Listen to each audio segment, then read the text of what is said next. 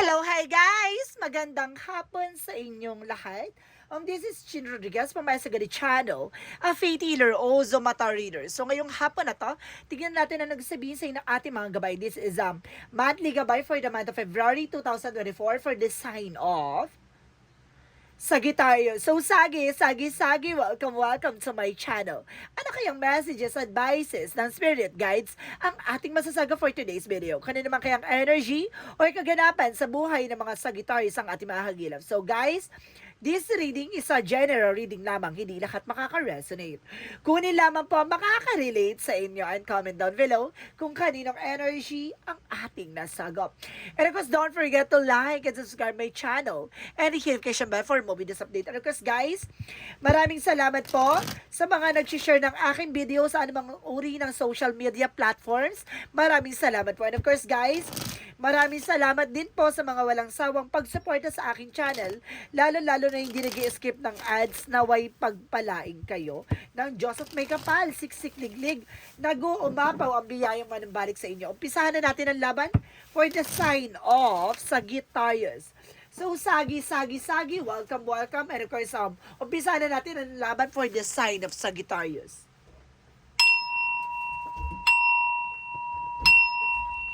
So, ano kaya ang pinaka-messages sa iyo ng ating mga gabay? And of course, there is an Ace of Wands. So, there is a new beginning coming in for you. May bagong simula dito at bagong eksena, no?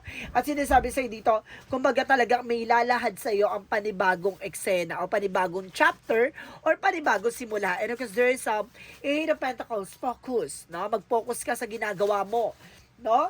Being dedicated dapat sa ginagawa. There's a passion dapat. At the same time, there's a death card for ending and new beginning. So, may mga bagay na magsisimula na at may mga bagay na matatapos na and being on transformations. So, talagang there's a possible na talagang binibigyan ka ng pagkakataon magsisimula ka ulit. And of course, there is an angel sign gaya. Nakakita ko dito ng angel signs na 000. So, there's a possible, see, nakita niyo yan? So, nakakita ko bigla ng 000. There's a possible na kumbaga may bagong eksena. There's a new chapter. And of course, there's a 0 represent the no limitless, no? And of course, there's a possible na sinasabi na there's a new beginning. There's a no ending and a new beginning, no? Kumbaga ganon. There's no end and there's no begin, no? Kumbaga, there's beginning. Parang ganon. Kumbaga, sinasabi na walang kumbaga, magsisimula na ang panibagong eksena. And of course, there is the moon card. So, there's a revelation, and there's a dream coming true. May mga bagay na matutupad na, guys! And of course, there is a Queen of Wands. So, there is a confidence. So, kailangan mong, kumbaga, magkaroon ka ng confidence sa ginagawa mo. And of course, kung may mga pangarap or ginagawa ka, kumbaga, mag-focus ka, no? And of course, magta-transform tong kaganapan sa buhay mo. Yung mga bagay na akala mo hindi mo kaya, at ito, of course, magdadala sa'yo ng dreams. And of course, the possibility na, kumbaga, makuha mo. And of course, magkakaroon ka ng confidence. And of course, there's a Ten of Sword. Mag-ingat ka. And of course, there's a possible, there's an ending and a new beginning. And of course, there's a painful ending. May mga bagay lang talaga na minsan kapag nag-expect tayo, talaga nagkakaroon ng unexpected moment. At the same time, there's a Ten of Sword for betrayal, deception. Mag-ingat ka lang kasi maraming traitor, maraming tao sa paligid mo na, 'di ba, susubukin kang kumbaga pabagsakin, no? So let's see what is the Ace of Wands. No, Ace of Wands is a Six of Cups na kumbaga there's a past person coming back or something, there's a reminiscence or something kumbaga information about sa nakaraan mo. Parang ganon. Kumbaga, sinasabi itong nakaraan mo ay magdadala sa'yo ng bagong simula. Parang ganon. Kumbaga, siguro yung nakaraan mo, yung kumbaga marami ka natutunan dyan or something na kumbaga marami kang pinagdaanan from the past na kumbaga dadalin mo yan hanggang sa bagong eksena mo. Parang ganon. Kumbaga matatauhan ka na. Parang ganon ako nasa-sense. And of course, there's a Ten of Cups. There's a happiness. So ngayon alam mo na yung pinanggagalingan ng kaligayahan. Diba? And of course, parang nagkaroon ng boring from the past. Parang ganon. Kumbaga, bigla na lang naghiwalay or dahil, kumbaga, nagkaroon ng separation not because of boring. And of course, unrequited love, parang hindi na masaya sa isa't isa. Ganon. Parang suddenly, parang bigla na lang naramdaman niya na hindi niya na lang mahal. Or something na parang naramdaman niya na parang hindi na lang, kumbaga, parang, diba, there's a bored or something na parang hindi na siya masaya. And because there is a page of one, so there is a good news. May magandang balita daw dito, ha? So let's see what is the moon card. And of course, there's an information by the moon, by the eight of swords. So see, napapalibutan ka ng toxicities, napapalibutan ka ng negativities, and the moon card revelation na, kumbaga, malalaman mo, matutuklasan mo yung toxic sa paligid mo. Even a family related or toxic toxic relationship or toxic friends or something toxic environment. There's a toxicities talaga, guys. So let's see what is the Queen of Wands. So there's a temperance. So there's a healing. Magkakaroon ka na ng healing dito. Kumbaga, may mga bagay na bibigay sa iyo ni God or may mga bagay na nakalaan para sa iyo. The temperance is a kalma, no? Kalma. Kailangan mo ikalma yan. Because there's a Four of Wands by celebration. May mga bagay na magkakaroon ng celebration because the justice is served. Ibig sabihin dito, kumbaga makukuha mo yung mga bagay na, kumbaga pinaghirapan mo or sacrifices, no? Na, kumbaga pinaglaanan mo or talagang, kumbaga pinagdaanan mo talaga or pinaghirapan mo. Parang ganon. Kumbaga there's a cause and effect na situation or something consequences. There's a karma. Parang ganon siya, guys. Kumbaga may mga taong tinrider ka, ganun, guys. Kumbaga sinasabi na, etong mga tao na to, tinrider ka behind your back. Kumbaga ibabalik sa kanila what they deserve. So let's see what is the Ace of Wands and the Six of Cups. So there's a Three of Wands. So there's a waiting for a soul to waiting for a ship. Or suddenly, guys, nagkakaroon ng foot one in, foot one out. Nagkakaroon ng something, kumbaga pag-alinlangan or pagdadalawang isip, gano'n na gusto niyang puntahan ka or gusto niyang, 'di ba? Parang ay wag na lang, ay pupuntahan ko or wag na lang. Parang gano'n. Kumbaga nagbabago yung isip niya or there's a confusion. Let's see what is the Age of Pentacles and of course the Ten of Cups. So there's an Emperor. Be mature enough in being grounded. Kumbaga kailangan maging stricto ka sa lahat ng desisyon mo sa buhay, no? Dapat hindi ka na naapektuhan sa lahat ng kaganapan sa buhay mo. Kumbaga marunong ka ng kumbaga maging balance because there's a death card in the Page of Wands by the Ace of Cups. So there's a new love life coming in for you. May bagong pag-ibig. So let's see what is the Moon card in the Eight of Swords. So there's Ace of Pentacles. Wow! A big money coming in. My God, may malaking pera. Or suddenly, kumbaga, pag nakawala ka na sa toxicities na to, kumbaga, papasok na ang magandang kapalaran sa'yo. So talaga possible, there's a dreams, no? And there's a wishes coming true. And the Eight of Swords, kailangan mo lang kumawala sa toxicities. Even sa negativity, negative thoughts, no? Kumbaga, yun yung nagsisilbing, kumbaga, blockages, no? Kaya hindi ka maka-moving forward. Ganun siya, guys. So, it's either, kumbaga napapalibutan ka ng, kumbaga, mga nakaraan, parang ganon, mga, negativity ng nakaraan, parang ganon yun sa siguro. Because there's a King of Cups for the Queen of Wands and the Temperance for the King of Cups. So, there's an impossible, there's a devoted and supportive person. May taong magmamahal sa'yo. May taong aalagaan ka. At itong tao na to is puproteksyonan ka. No? Kumbaga, it's a devoted and supportive person. At the same time, there's an Ace of Swords. So, there's a possible na there's a mental clarity. Itong tao na to yung magpapatunay sa'yo ng kahulugan ng pag-ibig. Oy! O nga, Rot? Guys, there is a four aces, no? So, sinasabi sa'yo dito, there is a Ace of Wands, Ace of Cups, and the Ace of Pentacles, and the Ace of Swords. So, there is a possible, kapag ito lumabas sa iyong baraha, kumbaga maraming bago na magaganap sa buhay mo, no? Kumbaga, there's a new beginning, new love life, new career, and new money coming in, and of course, there's a mental clarity. Kumbaga, magbibigay ito sa'yo ng bagong pagbabago, bagong simula, or something na, kumbaga, bagong buhay, or, it's either a new love life nga naman, and of course, some new money coming in for you. Alam nyo, guys, ang ganda ng reading na to, no? Kumbaga, dito pa lang pinapatunayan na kumbaga wag ka mawala ng pag-asa, wala ka pa sa exciting part. So let's see what is the Ten of Swords and the Four of Wands and the Justice, no? And of course, dito with the Five of Cups, no? There is a regret. So, some of you guys, itong nag-backstab sa'yo, yung nag-trader sa'yo, it's either asawa mo to or karelasyon mo. Kumbaga, pinagsisisihan niya yung ginawa niyan, pag-betray sa'yo or pag-lie sa'yo. So let's see, what is the outcome? Ang pinaka-outcome is the Knight of Swords. So, there's a success driven. So, magsasuccess ka at the end of the time. And the Seven of Wands, protection mo yung sarili mo, no? Kailangan ngayon, kailangan mahalin mo na yung sarili mo, self-love. And, kumbaga, ipatunayan mo sa kanila na, kumbaga, inuuna mo na yung sarili mo, no? Bago ang ibang tao. Kasi parang, ang nangyari kasi, kumbaga, no? Parang naabuso ka or something na, kumbaga, masyado mong pinamukha sa kanila na mas kumbaga inuuna mo sila, parang ganon.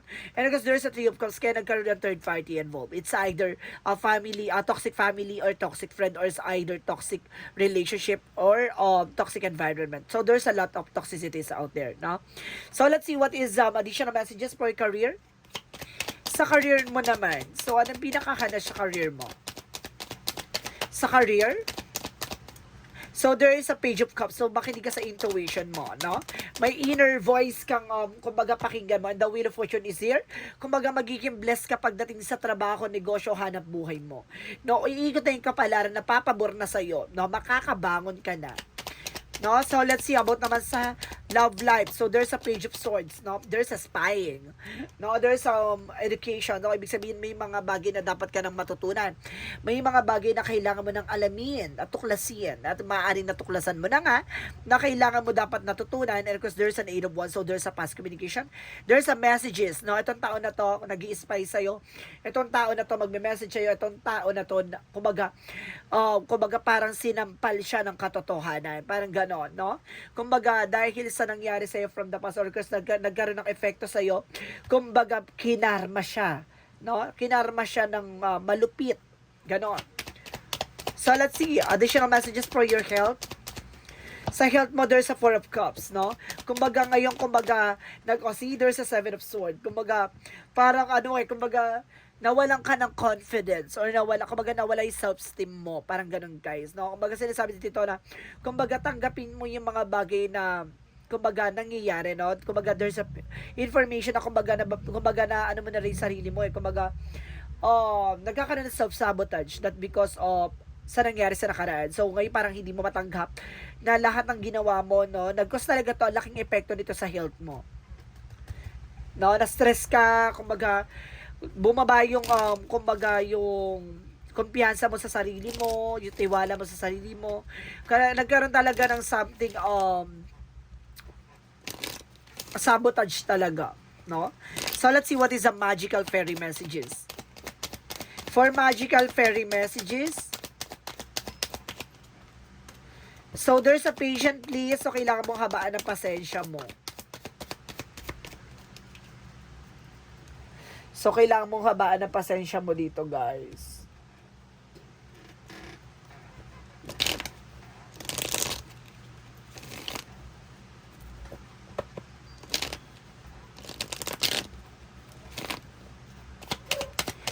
What is the yin and yang oracle card?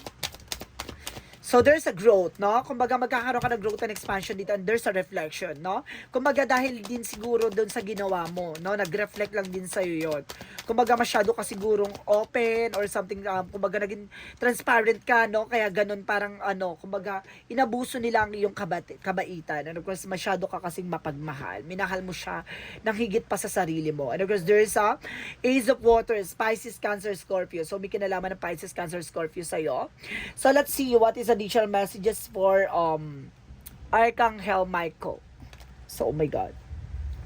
So, let's see what is Archangel Michael messages for you.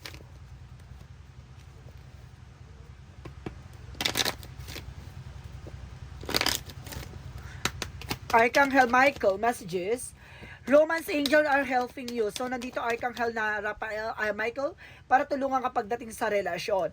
And believe and trust. Maniwala at magtiwala ka. And of course, there's an innocence. May mga bagay na hindi ka pa nalalaman. May mga bagay na kailangan mong malaman. Kumbaga, lack of knowledge ka sa ganung situation, ganon. Kumbaga, may mga bagay na kailangan mo munang tuklasin at alamin, no?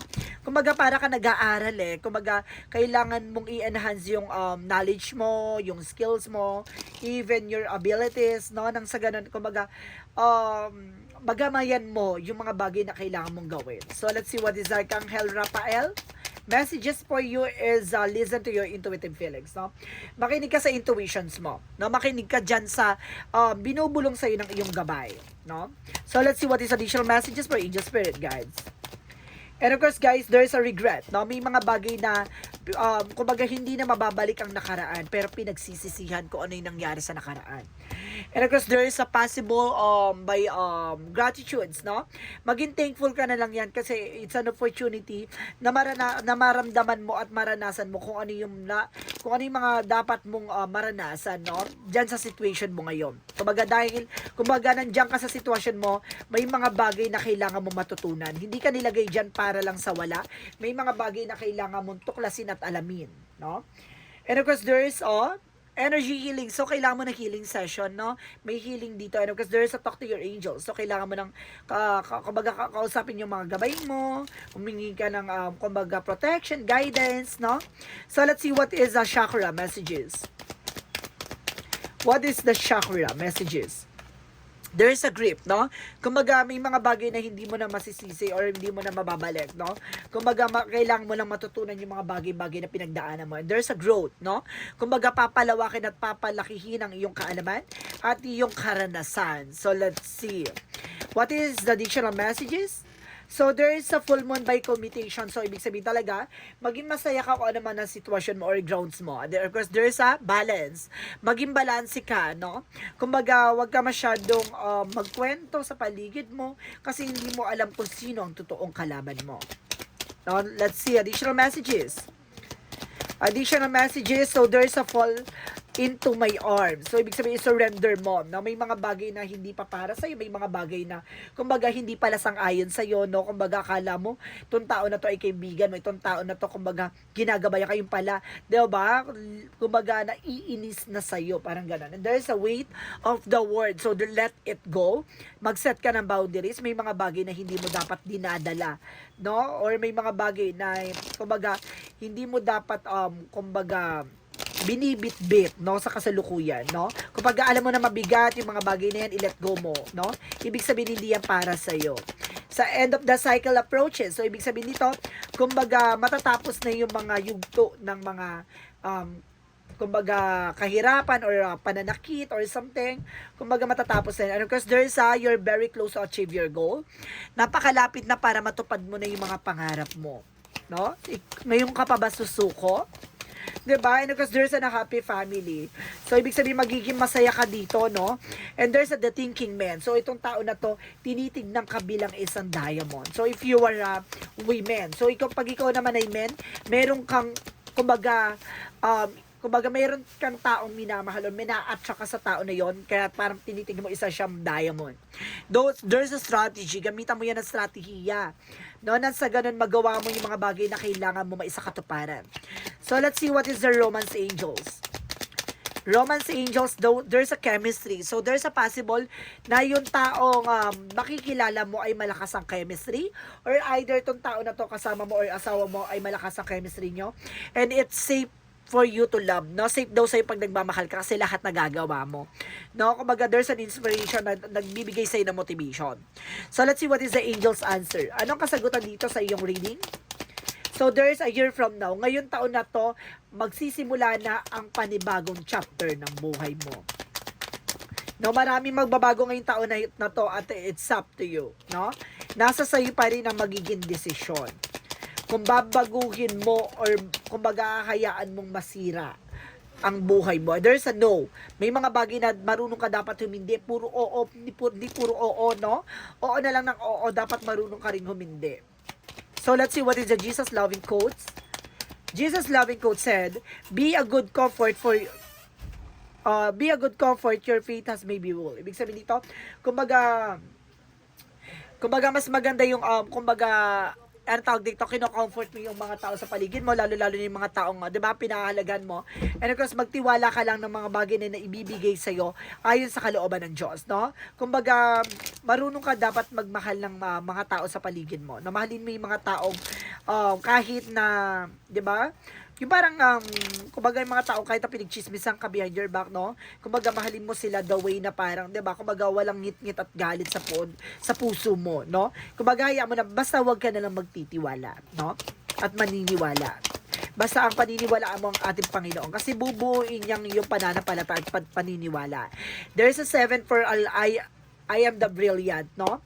So, sinasabi dito, your possess a very refined mind and a deep urge to uncover life mysteries, your ability to acquire vast knowledge on both the informational and the spiritual planes gives you a greater awareness than most. So, ibig sabihin dito, kumbaga, mabibigyan ka ng idea or something, kumbaga, distractable or something nakakaiba na kumbaga itong bagay na to ay kakaiba sa lahat na kumbaga iba yung kumbaga pag-iisip mo or katangiang iniisip mo sa iniisip ng iba. Parang napakagaling mo para sa mga ganung bagay. Kumbaga kayang-kaya mong malaman or matuklasan yung mga tao sa paligid mo. Sige, it's like mataas ang visions mo or radar mo. So let's see what is the messages of life. Messages of life represent God sustain me. So, sinasabi dito, as I turn each day over to God, my worries is at my resistance. Softness to the arms of God. Love, I find my inner peace even in a challenging time. Today, my faith provides me with a great strength. I welcome all that comes my way, knowing that the love God sustain me. Alam mo, kumbaga, alam mo dito na, kumbaga, inaalis mo na yung pangamba or yung mga bagay na nagbibigay sa'yo ng, kumbaga, kaguluhan sa isip mo, no? Binibigyan mo ng kalayaan na mangyari yung mga bagay na mangyayari, no? Kumbaga naniniwala ka na hindi yan ipagkakaloob sa'yo kung hindi para sa'yo. Parang ganon, hinaayaan mo ng gabayan ka, hawakan ka, at tulungan ka sa tamang landasin, no? So, ibig sabihin dito, nauunawaan mo na yung mga bagay na ibinabatid sa'yong malaman mo ng ating mga gabay. So, ngayon, kumbaga natuklasan mo na yung mga bagay na binibigay sa iyo ay para matutunan mo, no? So let's see. There's a monthly gabay for the month of February 2024 for the sign of Sagittarius. So Sagi, maraming salamat for this wonderful reading. So once again, this reading is a general reading lamang, hindi lahat makaka-resonate. Kunin lamang po ang makaka-relate sa inyo and comment down below kung kaninong energy ang ating nasagap. And of course, don't forget to like and subscribe my channel and hit notification bell for more videos update. And of course, maraming salamat po sa mga walang sawang pag-suporta sa aking channel, lalo na hindi nag-skip ng ads. Naway pagpalain kayo ng Diyos at may kapal, siksik, liglig, nag-uumapang biyay manambalik sa inyo. And of course, maraming salamat and see you in the next video. Bye-bye and babush!